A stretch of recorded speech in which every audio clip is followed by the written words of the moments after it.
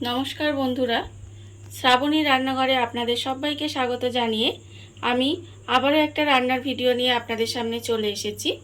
আজকের আমি আপনাদের করে দেখাবো বোঁদে।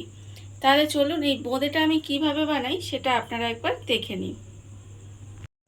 বোঁদে বানানোর জন্য প্রথমে আমাকে একটা বড় বাটি নিয়ে নিতে হবে। এবারে আমি এর মধ্যে দিয়ে দেব প্রথমে বেসন। এখানে আমি 1 বাটি পরিমাণের বেসন রেখে দিয়েছি, সেই বেসনটা আমি এখানে নিয়ে নিলাম। আর আমি এর মধ্যে দেব চালের গুঁড়ো। চালের গুঁড়ো আমি যে বাটির 1 বাটি পরিমাণের বেসন দিয়েছি সেই বাটির অর্ধেকের একটু বেশি, মানে 4 ভাগের 3 ভাগ মতো হচ্ছে চালের গুঁড়ি দিয়েছি আমি এখানে। এবারে এই বেসন আর চালের গুঁড়িটা আমি খুব ভালোভাবে মিশিয়ে নেব। বেসন আর চালের গুঁড়িটা আমি ভালোভাবে মিশিয়ে নিয়েছি। এইবারে আমি এর মধ্যে জল দেব। জল দিয়ে আমি একটা ব্যাটার বানিয়ে নেব। অল্প অল্প জল দিয়ে এটা কিন্তু একটা ব্যাটার তৈরি করে নিতে হবে। অনেকটা জল একসঙ্গে দেওয়া যাবে না, অল্প অল্প দেব, দিয়ে একটা ব্যাটার রেডি করে নিতে হবে। ঠিক এইভাবে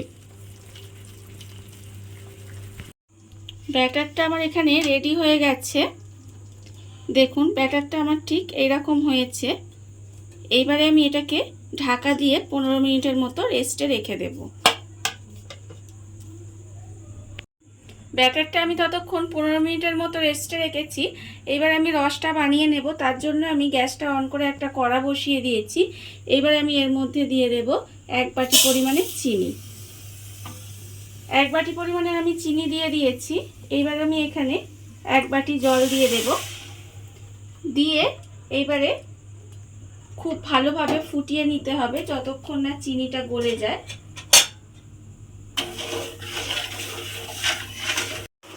রসটা খুব ভালোভাবে ফুটিয়ে নিয়েছি।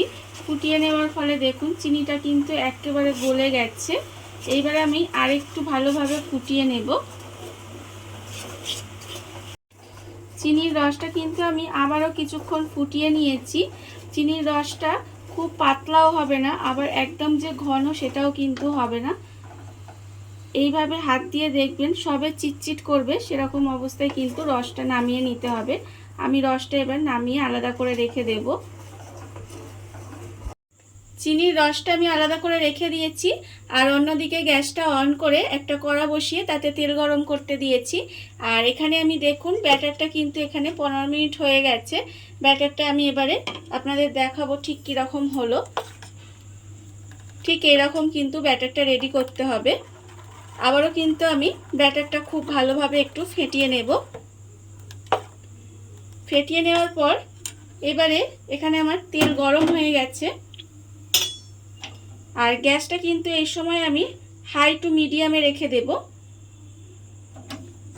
দিয়ে এরকম একটা ফুটো ফুটো ছাঁচা নিয়ে নিয়েছি। এবারে ছাঁচার মধ্যে আমি অল্প অল্প ব্যাটার দেব।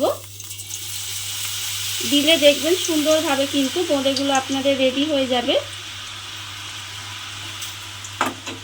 দিয়ে এবারে কিন্তু খুব বেশি সময় ভাজবো না, জাস্ট দিয়ে এইভাবে তুলে নিলেই কিন্তু আমার সুন্দরভাবে দেখুন বোঁদেগুলো রেডি হয়ে যাচ্ছে। তুলে আমি এর মধ্যে রেখে দেব। বোঁদেগুলো আমি এখানে ভেজে তুলে নিয়েছি। আর অন্যদিকে আবারও কিন্তু গরম তেলের মধ্যে এইভাবে ব্যাটারটা দিয়ে বোঁদেগুলো আবারও ভেজে নেব। এইভাবে দেখুন কত সুন্দর কিন্তু বোঁদেগুলো রেডি হয়ে যাচ্ছে। এইভাবে ব্যাটারটা দিয়ে আমি কিন্তু খুব সহজেই বোঁদেগুলো এইভাবে ভেজে নিতে হবে। দেখুন সুন্দরভাবে কিন্তু আমার বোঁদেগুলো ভাজা হয়ে যাচ্ছে। এবার আমি এগুলোকে তুলে রেখে দেব। আর এইভাবে কিন্তু আমি সমস্ত বোঁদেগুলো রেডি করে নেব। দেখুন আপনারা সমস্ত বোঁদেগুলো কিন্তু আমার এখানে ভাজা হয়ে গেছে। এইবারে বোঁদেগুলো আমি রসের মধ্যে দিয়ে দেব। তার জন্য আমি রসটা নিয়ে নিয়েছি।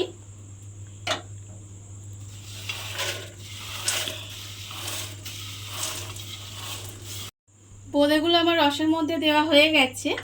এবারে রসটাকে আমি খুব ভালোভাবে মিশিয়ে নেব। এইভাবে বোঁদের মধ্যে একটু মিশিয়ে দেব। আর এই সময় কিন্তু আমি গ্যাসটা একটু অন করে গরম করে নেব। বোঁদেগুলো দিয়ে রসের মধ্যে রসটা আমি একটু গরম করে নিয়েছি। এইবারে আমি গ্যাসটা অফ করে দিয়ে একটু ঢাকা দিয়ে কিছুক্ষণ রেখে দেব। রেখে দিলেই কিন্তু আমার বোঁদেগুলো রেডি হয়ে যাবে।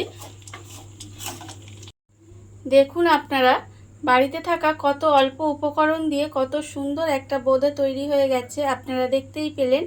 এই রেসিপিটা ভালো লেগে থাকলে আপনারা যদি ফেসবুক থেকে দেখে থাকেন তাহলে পেজটি ফলো করে দেওয়ার অনুরোধ রইল, আর যদি ইউটিউব থেকে দেখে থাকেন তাহলে চ্যানেলটি সাবস্ক্রাইব করে নেওয়ার অনুরোধ রইল। তাহলে চলুন ভিডিওটা আমি এখানেই শেষ করছি। আপনারা সবাই ভালো থাকবেন, সুস্থ থাকবেন। আবারও হাজির হব নতুন কোনো রান্না নিয়ে।